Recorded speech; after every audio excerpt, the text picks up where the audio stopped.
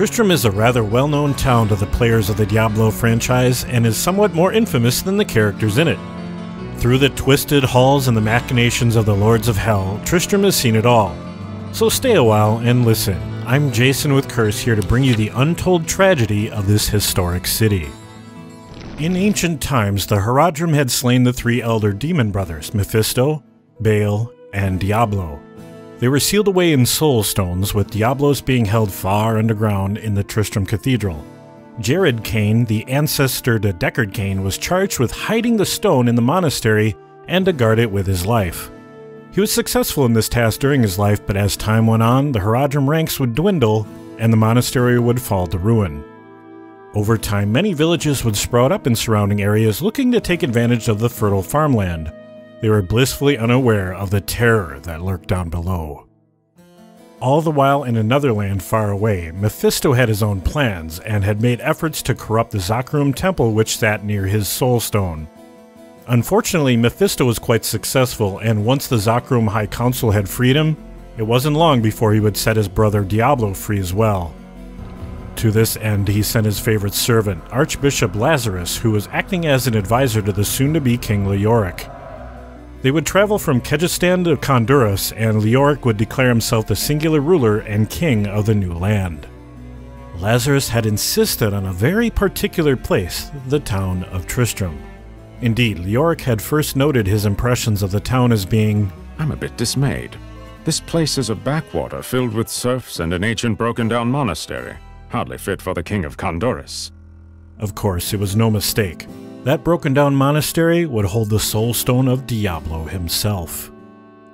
Lazarus, who was already sensitive to demonic influences, was compelled to venture into the catacombs below and shatter the soul stone residing there.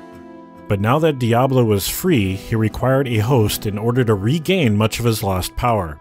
Who better than the very strongest soul he could find, Leoric himself?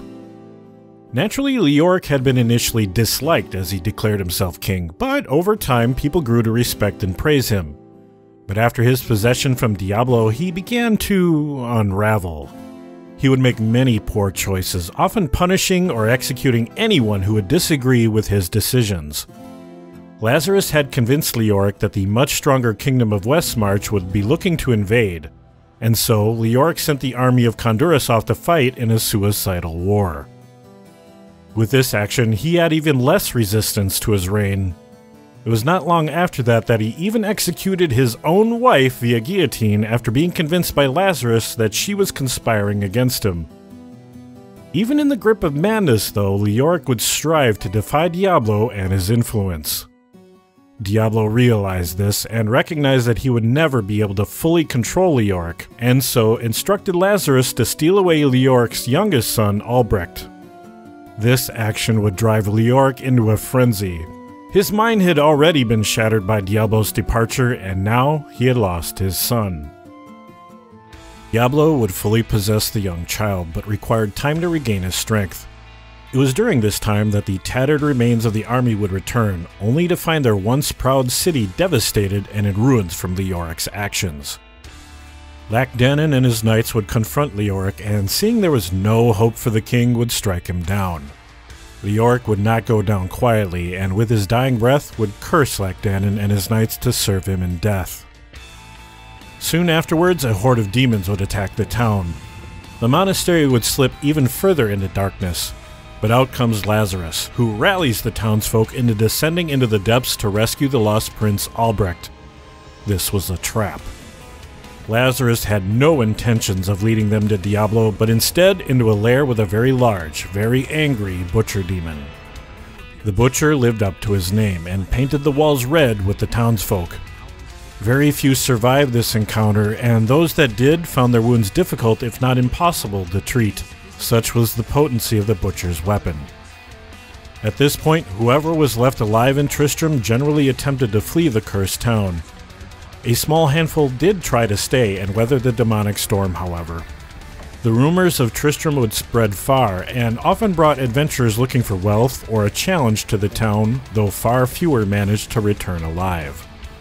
In fact, none save the eldest son of Leoric, Prince Aidan. He had returned from war with Westmarch and began to look for his younger brother. With the help of his party, he was able to slay the Butcher, Lazarus, and even Diablo down in the cathedral. He would find his younger brother, but poor Albrecht died in his arms. The strain of being the host to Diablo was far too much for the child to bear. Aiden would then attempt to contain the essence of Diablo by thrusting the Soul Stone into his own forehead. This would curse Aiden to become the Dark Wanderer, and he would leave Tristram not long afterwards. As soon as he departed, the next wave of demons would invade the town, killing anyone that remained, as there was no resistance left.